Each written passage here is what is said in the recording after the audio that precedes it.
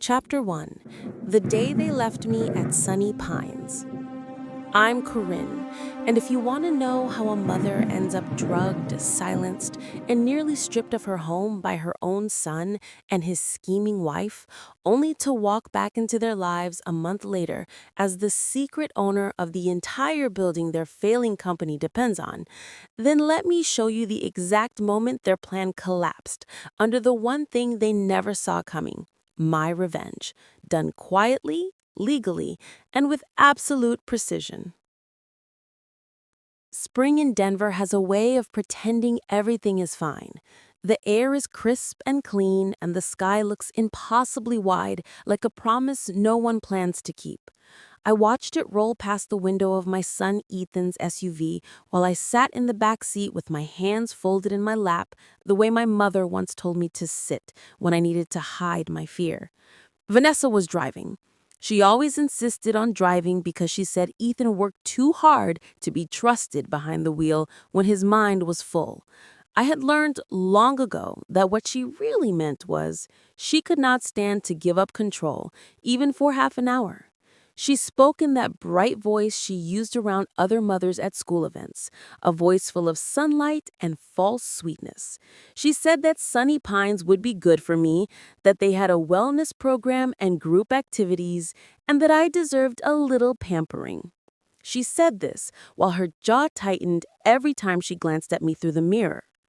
Ethan sat in the passenger seat, pretending to check something on his phone. I could see the reflection of his eyes in the side mirror. They never once met mine. He made a few attempts to reassure me the way people do when they know reassurance is useless. He said I should not worry. He said Sunny Pines had great reviews.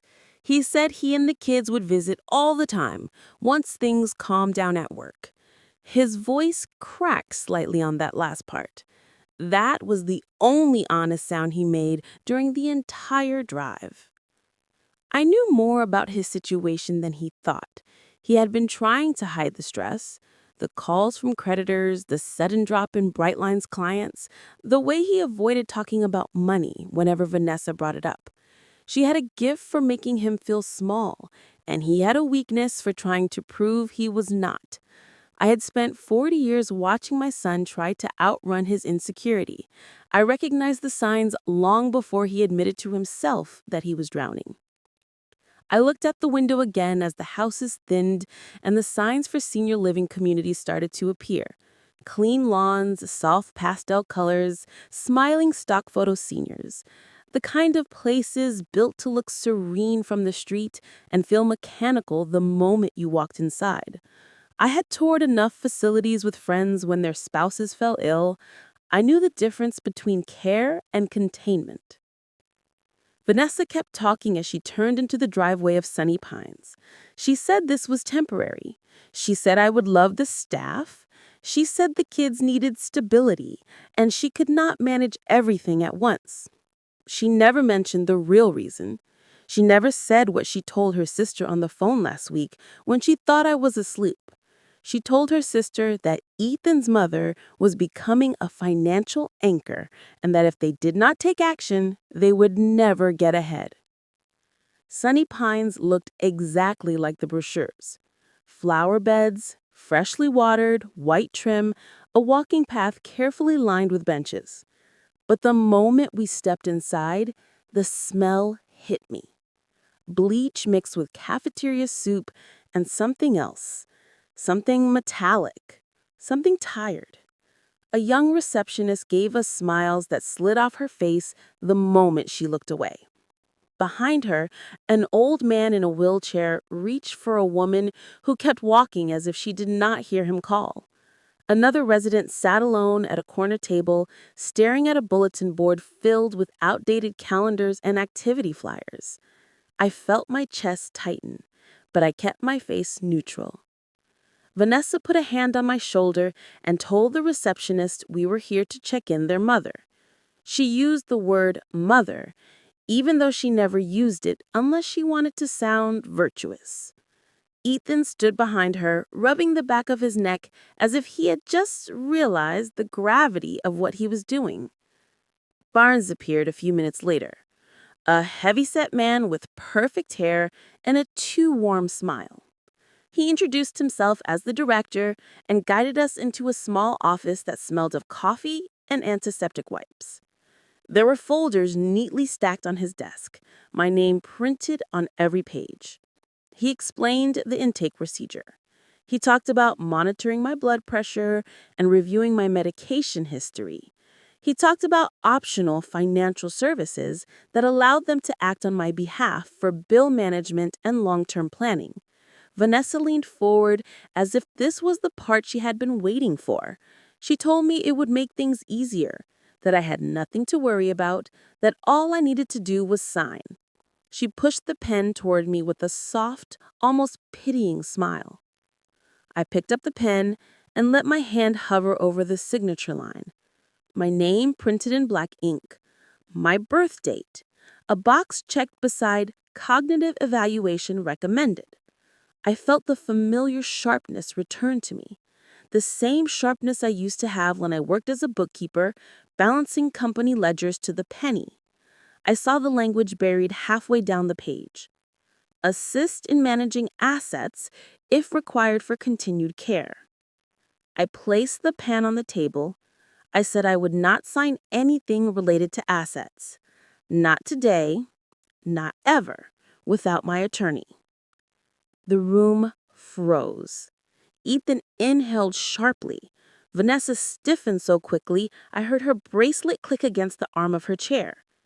Barnes folded his hands and said he understood, completely, even though his smile tightened by a fraction. Vanessa tried again, framing her argument as concern. Ethan added a half-hearted comment about wanting what was best for me, but I kept my gaze on the papers and my hands in my lap, the way my mother taught me to sit, when I needed to hide my fear. After a moment, Barnes changed tactics. He said we could proceed with non-financial forms first. He said the rest could wait. Vanessa forced a smile, but her eyes had gone cold. The check-in ended soon after. Ethan hugged me lightly before walking out. He said he would come back later in the week. His voice had that hollow ring guilt leaves behind. I saw Vanessa linger near the office door. I pretended to adjust my sweater as I slowly stepped back toward the reception area. The door was cracked open just enough. She told Barnes that once my capacity evaluation came through, they needed to move quickly. She said they had a lawyer ready. She said I had no reason to hold on to a house that size, and she wanted everything documented before Ethan fell apart again. Barnes told her not to worry. He said their consulting partners had experience with families who needed guidance. He said their doctor understood what to mark during assessments. I felt the words settle inside me like stones dropped into a deep well. Not shock, not denial, just confirmation. I had sensed this coming for months. The distance, the whispered conversations, the sudden interest in my insurance policy. I had hoped I was wrong. I was not. I looked out the window again. A young nurse led me down the hall to my room. The hallway was painted a cheerful shade of yellow that could not hide the scuffed baseboards or the flickering light above the nurse station. My room had 2 beds divided by a thin curtain. A woman sat by the window with a paperback resting on her lap. She looked up as I entered. Her hair was white, and her eyes were sharper than mine. She introduced herself as Ruth. Her voice carried the weight of someone who had already survived the kind of disappointment I was just beginning to unpack. I sat on the edge of my bed. The mattress was firm and cold. The nurse asked if I needed anything. I said no. When she left, Ruth asked quietly if I was here by choice. I said apparently. She nodded, as if she had expected that answer. I lay back on the ceiling, the faint buzz of fluorescent lights, the muffled cartwheels rolling outside, the lingering echo of Vanessa's voice, telling Barnes to notify her as soon as a capacity report could be prepared. They all thought I would fold quietly. They mistook age for weakness. They mistook politeness for surrender. I closed my eyes for a moment and let the truth settle. If they were counting on me to be fragile, they had chosen the wrong woman. If this story touched you, please subscribe and let someone out there feel less alone. Thank you. Chapter 2. Inside the Walls of Sunny Pines. The morning light at Sunny Pines seeped in through the thin curtains like a weak apology for everything the night had made clear. I sat up slowly, letting my eyes adjust to the pale yellow walls and the soft rumble of cartwheels moving somewhere down the hall. The room smelled of bleach and canned soup, with a faint undercurrent of something metallic, something tired. Ruth was already awake, reading the same page of her paperback without turning it. She looked over at me with a knowing expression. "Rough night, honey." I nodded and swung my legs over the side of the bed. The floor was cold under my feet. I could hear a wheelchair squeaking outside, followed by a nurse snapping at someone to hold still for their morning vitals. Every sound in this place carried impatience. Not cruelty, just exhaustion, the kind that eats away at tenderness until all that is left is routine. Breakfast was a tray of scrambled eggs that tasted like damp cardboard. I pushed the food around with my fork and listened. A woman across the dining room kept dropping her spoon. Each time she leaned to pick it up, a nurse barked at her to stop risking a fall. A man at the far table stared at his plate as if he could not remember what to do next. The staff moved quickly between tables, efficient but distant, as if none of us were people with histories and mortgages and families who once loved us. Ruth leaned closer. She whispered that she had lived here for 2 years.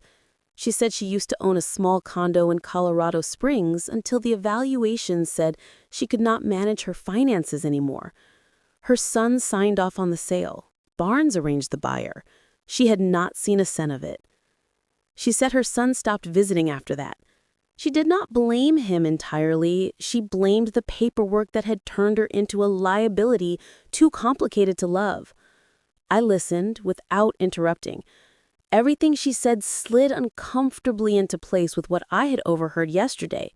The pattern was becoming clearer. People were being drugged and documented into compliance until their signatures meant nothing and their assets meant everything. Mid-morning, Carla, the head nurse, entered our room with a small paper cup filled with pills. She was in her late 30s with a ponytail pulled so tight it made her forehead shine. She did not look unkind, but she looked tired in a way that made kindness optional. "Time for your morning meds, Corinne." I looked at the pills. Small white tablets, 2 blue capsules, 1 faded yellow. Too many for someone who took only blood pressure medication at home. I asked what each one was for. Carla pressed her lips together like she was annoyed at my curiosity. She said they were just part of the standard protocol and I should take them so the staff could monitor my response. I glanced at Ruth, who watched us with wide eyes. Carla set the cup on the bedside table and left before I could argue. I picked up one of the capsules and placed it under my tongue, pretending to swallow while Ruth shielded me with her book. Once Carla was out of sight, I spit the capsule into a tissue and folded it neatly before tucking it into the drawer with the growing little pile of suspicious pills. Later that day, in the common lounge, Helen Johnson was sitting in her usual armchair by the window. She was 80 and frail, but her eyes were sharp, the kind of sharp that came from decades of watching life through a nurse's lens. She greeted me with a soft smile and asked if they were giving me too many meds yet. I told her about the cup. She leaned in closer, lowering her voice. "Those blue capsules are sedatives. They are not for someone who is oriented and mobile. They slow people down, make them easier to manage. Too easy sometimes. I have seen them used like this before in places that cut corners." My stomach tightened. Helen told me to be careful. She said the trick was to look agreeable while staying alert. She had seen residents who asked too many questions suddenly become confused, and not because of age. The rest of the day passed in slow motion. More wheelchairs, more silent television screens, more nurses rushing past without looking up. I noticed how many residents seemed dazed, as if they were permanently waking from anesthesia. One woman I had passed in the hallway yesterday seemed worse today, blinking slowly, her speech slurring when she tried to greet me. By the afternoon, I no longer wondered if this was deliberate. I only wondered how long it had been happening and how many families walked out of here believing their loved ones were simply declining on their own. Back in my room, I opened the drawer and counted the pills I had saved. The tissue packets created a small, uneven stack, enough to make a point someday if I needed to. I wrote down the colors, shapes, and numbers in the small notepad I kept in my suitcase. I did not trust this place with my memories. I did not trust it with anything. As the day drifted toward evening, the sky over Denver turned a soft pink that filtered through the window. That color always made me think of Frank. He had died in 2018, in our living room with the baseball game humming softly on the television. After the funeral, Hal helped me sell 2 rental units and move the money into the Maple Street Trust. He said it was the best way to protect my long-term stability. I had not realized then just how wise that decision would become. I thought of Ethan working at Brightline, the company floundering because of a string of bad client reviews.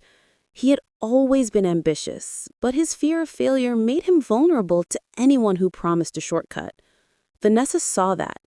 She had been tightening her grip on him for years, shaping every decision he made, including this one. At dinner, I asked the nurse station if I could call my former physician for a follow-up. They handed me a cordless phone and let me use a small room near the laundry shelves. I dialed Hal's number instead. My voice stayed steady as I asked for an update. He told me the transfer of majority control for Maple Street was almost finalized. The state paperwork would be complete within a few weeks. He reminded me that Brightline leased the entire 4th floor. He said it casually, as if I had forgotten.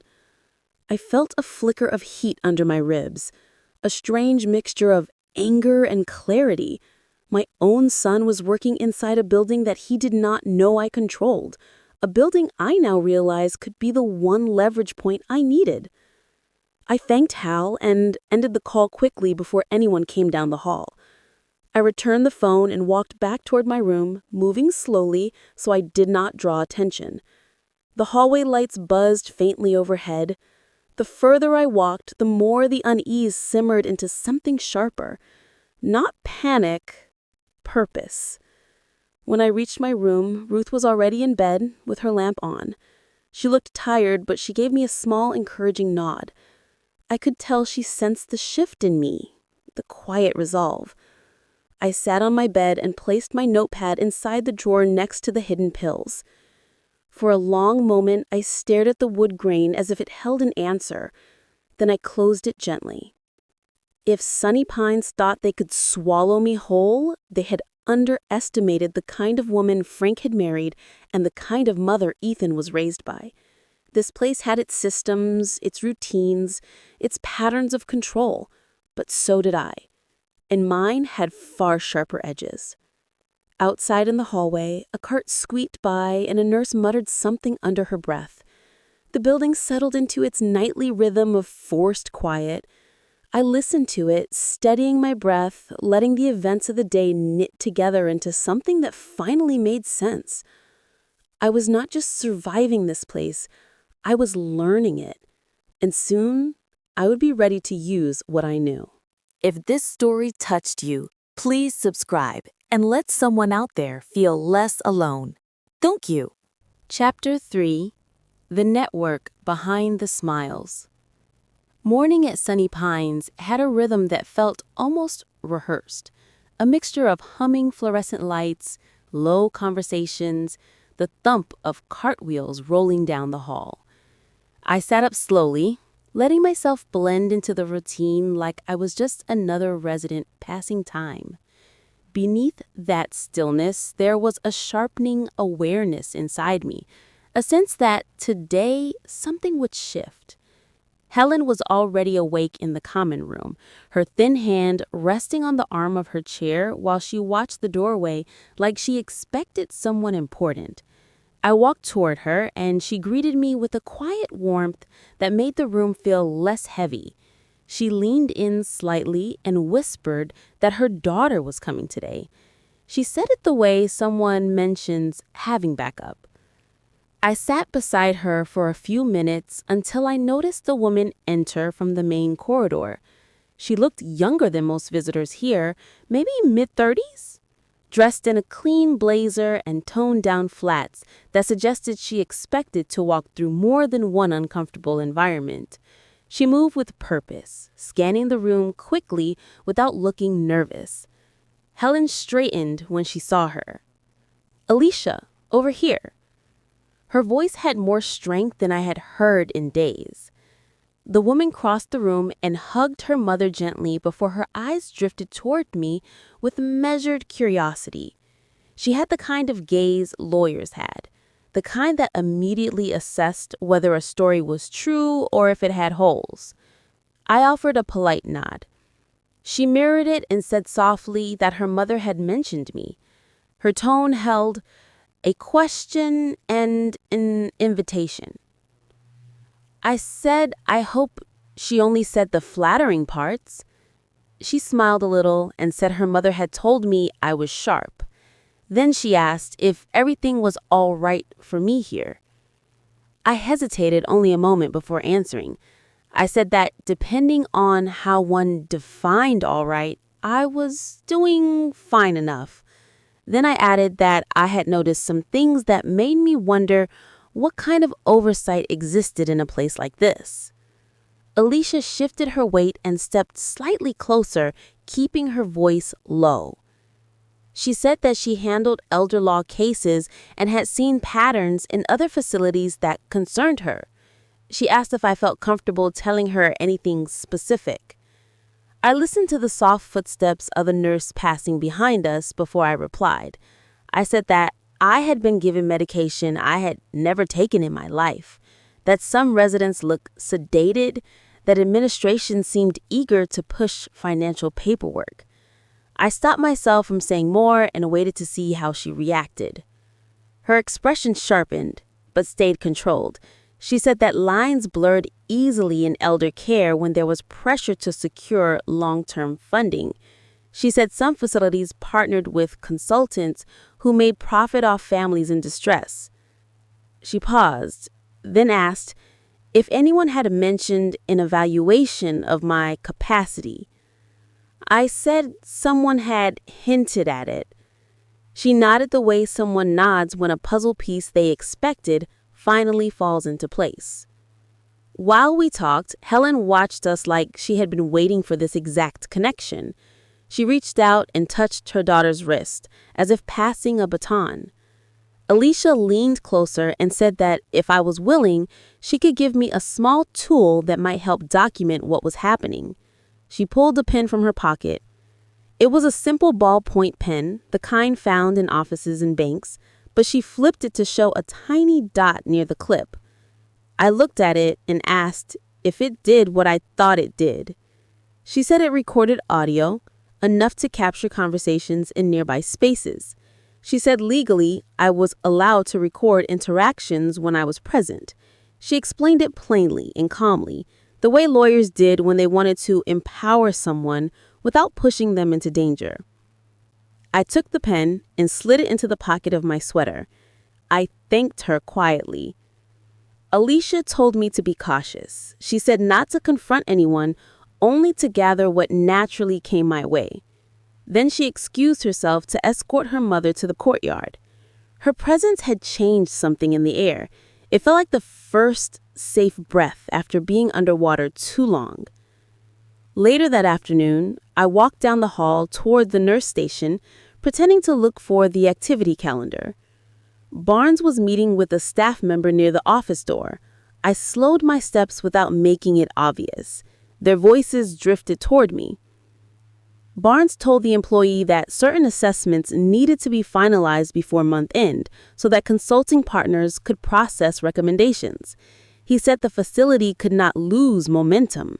The staff member sounded uneasy, asking if families knew. Barnes muttered a vague reassurance that paperwork kept everything clean. I kept walking as if I had heard nothing, but inside, alarms were ringing. Back in my room, Ruth was nervous. She said something strange happened earlier. A nurse had dropped off a stack of files by mistake before realizing she had the wrong room. Ruth said she noticed my name printed on the front of one folder before it was quickly pulled away. I asked what she meant. She said the folder looked like a draft, like something waiting to be completed. She looked down at her hands as if admitting a truth she wished she had never known. She said, hers had looked like that once too. Later, an inattentive nurse indeed walked in holding a few charts. She checked the names, seemed confused, and set them on my table while adjusting the computer login. She turned her back for only a moment. It was all the time I needed. I slid one page slightly aside just enough to see the header, Patient Cognitive Evaluation. Below it, under Provisional, was my name. My chest tightened, but my hand stayed steady. I lifted the page enough to see the familiar pattern. It matched the structure Ruth had described. A few lines were filled in already. Others waited for numbers that could tilt a person's entire life. I quietly tapped the pen Alicia had given me and let it capture the sound of the nurse retrieving the file and muttering about too many pending assessments. Helen saw the tension in my expression when I walked to the lounge. She asked what happened. I showed her the brief glimpse I had taken on my notepad. She squinted, then shook her head. The doctor who signs these doesn't form his letters like that. Something is off. Hearing that lit a fire in me. If signatures were being fabricated or altered, that meant someone had gotten comfortable with forgery, comfortable enough to trust no one would ever check. That evening, Alicia returned alone. She said she had made a few calls after speaking with me. She said she found something concerning. She asked me to step aside with her near the vending machines where there were fewer ears. She said she ran the financial trails for consulting partners that frequently worked with Sunny Pines. One name kept repeating, Crossline Senior Consulting. She said the firm received deposits shortly after families signed over asset management agreements.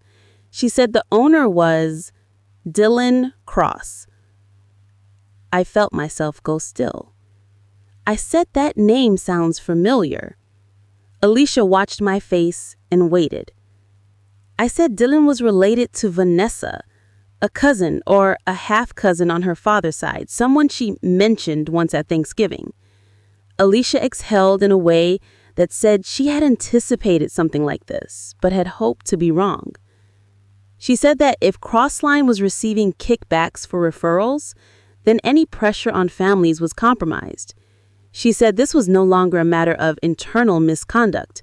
She said it could rise to a state-level investigation. My pulse pounded, not from fear anymore, but from clarity. Everything lined up too neatly to be a coincidence. The evaluations, the sedatives, the consulting firm, Vanessa's eagerness for quick signatures.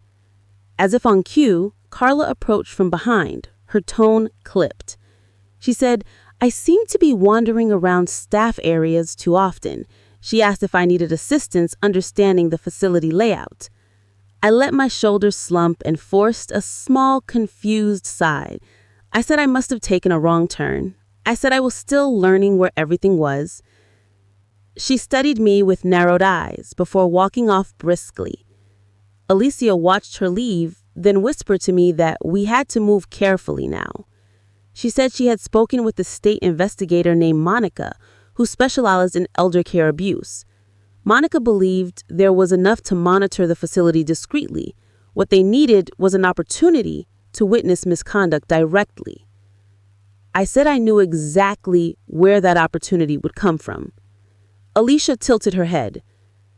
I said Vanessa had been pushing for a capacity evaluation. It was only a matter of time before the facility scheduled one. That would be their moment to manipulate the process, and our moment to catch them. We spoke quietly for a few minutes, deciding nothing out loud, but understanding everything between the lines. Alicia said she would stay in contact and that when the time came, Monica would be ready. When she left, I returned to my room and sat on the bed, pulling the small recorder pen from my sweater pocket. I clicked it on and played a few seconds of the earlier hallway conversation with Barnes. His voice spilled from the tiny speaker, smooth and calculating. Behind it, the faint, nervous tone of the staff member. Then silence. I turned it off and closed my fingers around it. The pen felt heavier now, as if it carried not just audio, but the weight of what was coming. Ruth was already asleep. Helen had retired to her room. The hallway was quiet except for the steady hum of machinery. I lay back on the stiff mattress and breathed deeply. This place had its routines, its secrets, its hierarchy of power. But for the first time, I felt the balance shift. And in that quiet, I knew I was ready. If this story touched you, please subscribe and let someone out there feel less alone. Thank you. Chapter 4. The evaluation that exposed everything. Morning crept into my room at Sunny Pines like it was afraid to wake me. I sat up slowly, feeling the weight of the day settle over my shoulders, not as dread, but as clarity. I had known this moment would come. Vanessa was not patient enough to wait long. My phone vibrated on the nightstand with her name flashing. I answered because I wanted to hear exactly how she would phrase it. Vanessa said today is the evaluation. Remember to cooperate. It will go faster if you do. I said, I understand. She said, good. We all just want what is best for you. Ethan's voice floated in the background like a shadow. He did not ask how I was doing. He did not say he loved me. He stayed silent, the way people do when they know they are standing on the wrong side of something and cannot bear to admit it. I hung up, placed the phone down, and looked at myself in the mirror. My hair was brushed, my sweater clean, my shoulders square. I looked like a woman who still recognized herself. That was important. Today, I needed to walk into that room with every piece of my identity intact. A nurse came to escort me to the conference room. The hallway felt narrower than usual. Residents watched me pass with dull, fogged eyes. A few nodded, and I wondered how many of them had been through their own evaluations before the sedatives made remembering impossible. When I stepped inside the room, the atmosphere tightened. A long table, a stack of files, and the 3 people who wanted my future laid out neat and signed. Barnes sat near the head of the table, hands folded like this was an ordinary administrative meeting. The facility psychologist sat beside him, a man with graying hair and a polite smile that did not reach his eyes. To his left was the attorney Vanessa had hired, a thin woman with a briefcase and efficient posture, someone who looked like she specialized in transactions that hurt families quietly. I took my seat alone on the opposite side of the table. The chair felt cold against my back. I placed my notepad in front of me but kept my hands still. Barnes began by welcoming me. He said, "We are here to make sure the care plan matches your needs." I said, "I appreciate that." The psychologist leaned forward and began with simple questions. My name, my birthday, today's date, the name of the current president. Each answer came smoothly from memory. His pen scratched softly across the form. He looked mildly disappointed. He shifted to more complex tasks. He asked me to identify 5 objects in the room. I did. He asked me to recall them later. I did again. His pen paused. Then he moved to the section they were counting on. He read a long paragraph at a rapid pace, barely breathing, rushing each phrase into the next. I watched his eyes carefully. He expected me to falter. When he finished, he asked me to repeat as much as I could. I took a breath and echoed the paragraph, not perfectly, but well enough to capture every key detail. Then I added softly that I had worked as a bookkeeper for 30 years, and numbers moved faster than that paragraph ever could. His expression flickered, and for the first time he looked directly at Barnes, as if silently asking what to do now. Before they could regain control of the narrative, the attorney slid a form across the table toward me. She said, "This is a standard authorization if you wish for your son to help with financial decisions." I did not touch the paper. I asked her what was included in it. She said financial access, property decisions, and any necessary transfers to facilitate my long-term care. I reached calmly into my bag and placed 3 items on the table. The first was the photocopy of Ruth's forged evaluation. The second was the unfinished draft of my own assessment, the one that had my name types before any doctor had spoken to me. The third was the list of cross-line payments Alicia had uncovered. I slid them toward the center. Barnes froze. The psychologist blinked rapidly. The attorney's lips tightened. I said, "Before we continue, I want these explained." The door suddenly opened. For a moment, no one breathed. Alicia stepped inside, followed by a woman in a dark blazer who carried the kind of presence that made people sit straighter even before she introduced herself. Monica stated her credentials clearly and said she was with the state investigator's office. She said that she had reason to believe that assessments at this facility were being influenced by third-party financial interests. She asked that all files related to evaluations and consulting payments be immediately secured.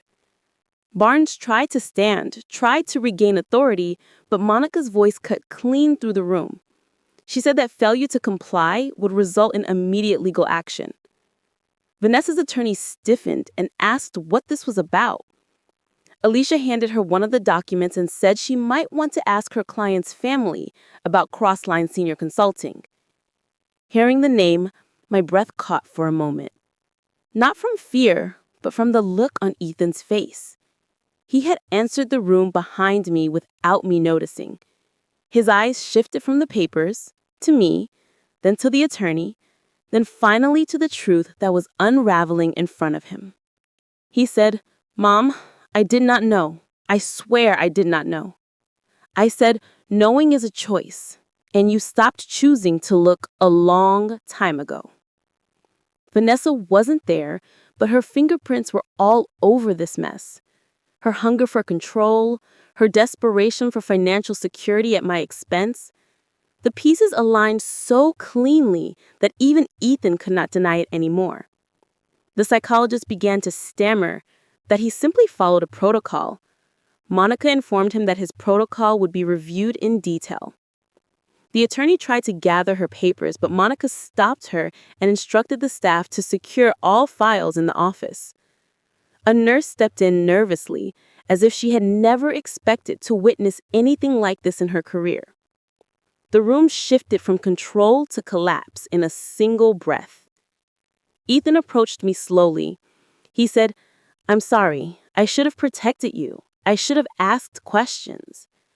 I looked at him with the steadiness that had carried me through marriages, funerals, bookkeeping seasons, and now this place. I said, "Weakness is not in failing tests or forgetting dates. Weakness is using deceit to win." He lowered his head as if my words weighed more than anything he had heard that day. When Monica finished instructing the staff, she turned to me and said she would personally ensure the evaluation was suspended pending investigation. Alicia touched my arm lightly and told me I could gather my things. She said I did not have to stay in this building another night. I rose from the chair with a quiet certainty. Barnes avoided my eyes. The psychologist gathered his papers with shaking hands. Ethan watched me as though seeing me for the first time in years. I walked out of the room beside Alicia. The hallway felt different now, less like a trap and more like a turning point. Residents peeked from their doors, unaware of the storm they had been living under. Outside, the air was cool and steady. I had not realized how long it had been since I breathed without the metallic taste of fear. I did not look back at Sunny Pines as we left. I did not need to. Everything that mattered was already behind me. Only what came next remained. If this story touched you, please subscribe and let someone out there feel less alone. Thank you. Chapter 5. The Day I Became His Landlord. A month passed quietly, the kind of quiet that lets your bones rest after holding themselves stiff for too long. I moved into a small independent living community on the south side of Denver, a clean brick building with wide hallways and big windows that caught the morning sun just right. It was not fancy, but it felt honest, and that alone made it feel like freedom. I woke each day without the smell of antiseptic in the air, without the sound of carts or forced cheerfulness. I could breathe again. Sunny Pines did not recover so easily. Investigators rotated in and out of the building like tides. Files were taken, computers seized. Barnes was suspended almost immediately. Some nurses left on their own, others stayed but walked with their heads down. Residents were reassessed by outside physicians who documented what had been ignored for years. It would take time to unwind the damage that place had done, but at least it was finally happening in the open. Ruth called me when she had been transferred to a better assisted living center. Her voice sounded lighter. She said her new room had a view of the mountains and that she could finally sleep through the night without waking in a fog. She thanked me, though I told her I only held the door open. She walked herself through the rest. My own life settled into a gentle routine. Morning walks through the courtyard, coffee in a lobby that smelled like coffee should smell, occasional lunches with Alicia, who updated me on the investigation. She told me Crossline Senior Consulting had been flagged for financial misconduct. She said subpoenas had gone out. She never said Vanessa's name aloud, but the shadow of it sat between us. 2 weeks into my new life, Hal called. His voice carried a mix of formality and warmth I had always appreciated. He said the final transfer of majority control for Maple Street Holdings was complete. He said tenant meetings were scheduled for the following Tuesday. He said it would be wise for me to attend. I knew Brightline Creative would be there. I knew Ethan would walk into that room unaware of the truth waiting for him. I told Hal I would come. Tuesday arrived with a clear sky and the crisp breeze that hinted at early summer. I wore a simple navy blouse, pressed slacks, and a necklace Frank had given me on our 25th anniversary. I wanted to look like myself, not the version Vanessa imagined, not the woman Sunny Pines tried to flatten. Me. The lobby of the Maple Street building buzzed with the low hum of office chatter. I had not been here in years. The marble floor still had the same subtle shine. The elevator still chimed softly. I rode up to the meeting room with Hal, who carried a folder under his arm. When we stepped inside, representatives from several small companies were already seated. Brightline's team arrived last. Ethan walked in with his manager beside him, both carrying laptops and looking exhausted. He was thinner than the last time I saw him, the type of thin that came from stress rather than intention. His eyes scanned the room and landed on Hal first, then drifted to me. He stopped mid-step. Hal cleared his throat and addressed the room. He explained that Maple Street Holdings had recently finalized new ownership arrangements. He said any lease renewals or negotiations would now be overseen by the primary voting member of the trust. Then he gestured toward me. Corinne Albright will be leading this meeting as the controlling landlord for the building. There was a soft ripple with surprise across the room. Ethan stood completely still. His manager glanced at him, then at me, unsure what to say. For a moment, no one moved. The silence felt heavy, but clean, like truth finally landing where it belonged. I nodded politely to the group and invited them to sit. My voice stayed steady as I reviewed the new terms. I kept everything fair and transparent. No special treatment, no punishment disguised as policy. Brightline will be given the same terms as every other tenant. But for Ethan, fairness itself was the shock. After the meeting, Hal took his folder and stepped out, giving us space. Ethan lingered near the conference table, his hands gripping the back of a chair. "Mom," he said quietly, though it came out rough, almost hoarse. "I never meant for everything to go this far. Vanessa kept saying we had to think practically. I thought I was doing the right thing. I swear I did not know about Crossline or any of the rest." I took a breath, letting his words settle. I said sometimes the worst damage comes from the things we never bothered to question. You trusted convenience over your own judgment, and you let someone else decide who your mother was. He closed his eyes for a moment. He said, she twisted things. She made me feel like I was failing if I did not listen. I said maybe so, but at some point you still chose silence. Silence hurts too. He nodded, shoulders slumping in a way I had not seen since he was a teenager caught in a lie he couldn't untangle. Then he asked if there was any way to fix things. I said the lease conversation will be exactly like any other tenant. You will be treated fairly, but we will not repeat the past. Respect is a boundary, not a favor. His eyes softened with something like understanding, maybe even relief. In the weeks that followed, news spread quickly. Crossline Senior Consulting was under formal investigation. Dylan Cross had been subpoenaed. Vanessa found herself uninvited from several social groups she once clung to. Ethan told me they were taking time apart. I sensed the truth behind his phrasing. There are some fractures that don't heal back into the shape they came from. Life moved forward. Alicia and I began working on the Silver Shield Fund, a small project that would help elders get legal support before they found themselves in places like Sunny Pines. We met with community groups, churches, clinics, whoever would listen. It felt good to build something rather than defend something. Ruth settled beautifully into her new home. I visited twice a month. We drank tea by her window and looked at the mountains. She once told me she had forgotten what safety felt like until that moment. One evening, a soft knock came at my apartment door. When I opened it, Ethan was standing there holding a modest bouquet of daisies. He said these reminded him of the flowers I planted outside our old house. I invited him in. He placed the flowers on the table and sat across from me. We shared dinner in a quiet that did not feel strained, just tentative, like the first steps across thawing ground. As he left, he said, "I'm trying, Mom. I want to do better." I said, "Then keep walking in that direction." After he was gone, I washed the dishes slowly, letting the warm water run over my hands. The future didn't feel perfect, but it finally felt possible. I sat by the window, watching the lights of Denver flicker against the evening sky. The weight I had carried for months was no longer pressing on my chest. I whispered to myself that I couldn't rewrite what had happened, but I could draw better lines for what came next. And if you have ever seen someone older in your life being treated like a burden, remember this simple truth. They are not weak, they are not useless, they are not too late or too much. They are simply being underestimated. Speak up for them. Stand beside them.